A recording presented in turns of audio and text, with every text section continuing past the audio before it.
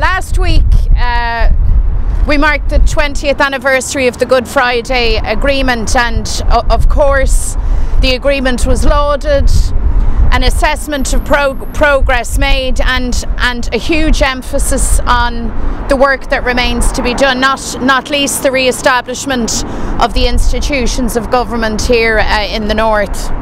We're now a week on, and it is absolutely clear that there is no plan to get government back up and running here in the north. It's very clear that the British government is playing for time.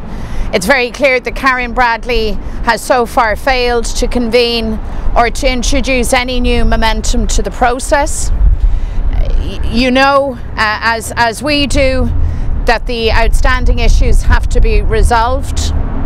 We know that the best way to do that is within the context of the Intergovernmental Conference.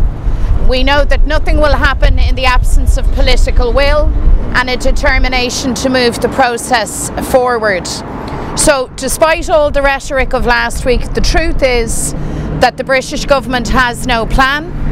The truth is that they have no will to move this process forward. The truth is that the British government is playing for time, and we are not minded to tolerate that. So in the absence of any contact from them, myself and Michelle O'Neill will be in contact with Karen Bradley, with Theresa May.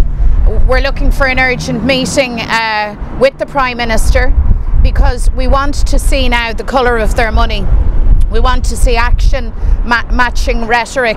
You know, there is no point in lauding the Good Friday Agreement and the achievements of 20 years ago when it is so clear that the British government has no plan other than to play for time, no plan other than, it seems, to pander to DUP intransigence, and politics and government and life cannot wait.